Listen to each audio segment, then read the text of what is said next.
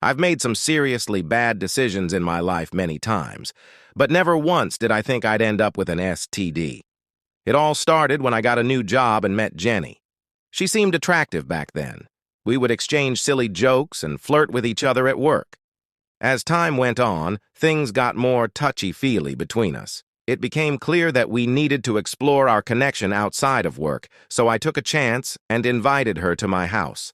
That's how we started dating.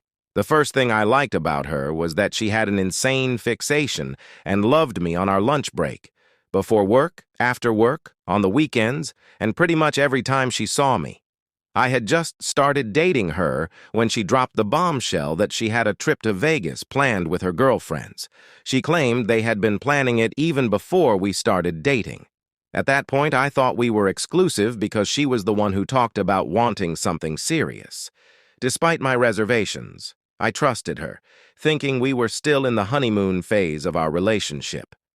The following night after she left for Vegas, I was peacefully sleeping.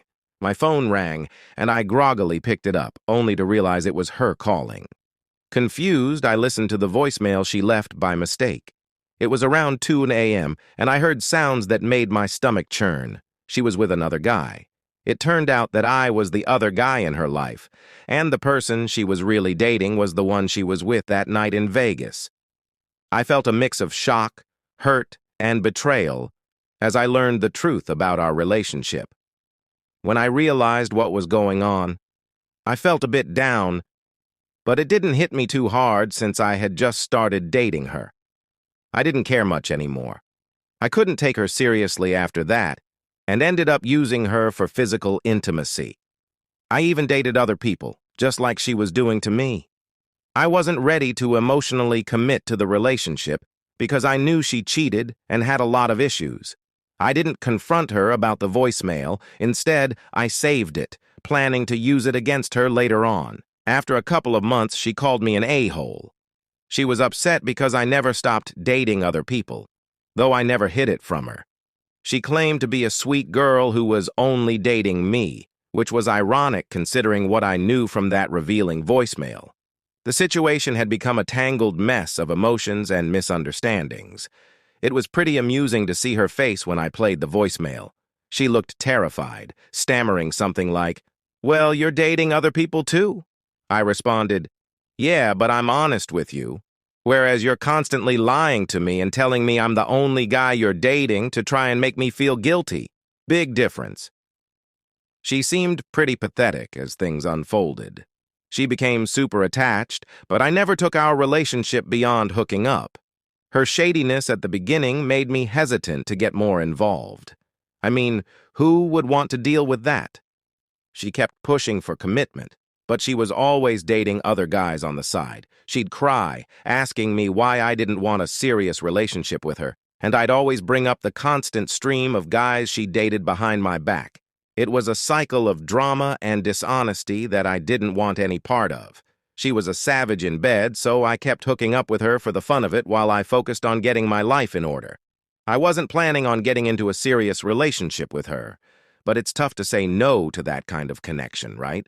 The catch was, if a girl is honest about not wanting a long-term relationship and a guy goes along with it, that's on him, not her.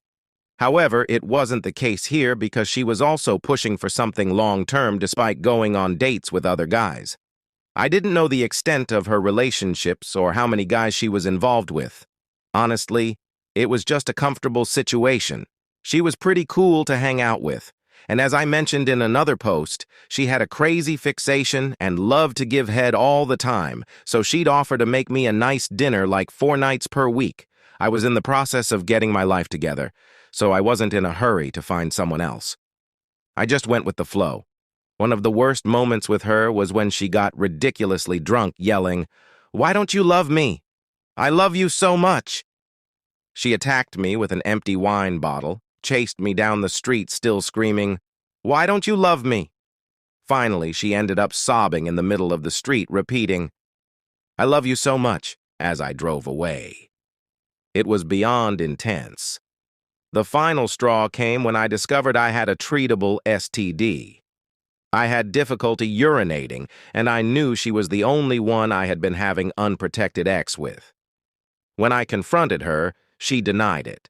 I took her to the hospital to get tested, and after finding out she had it too, she started accusing me of being the one who gave it to her. That was it. We broke up, but she kept reaching out to me, making it hard to move on.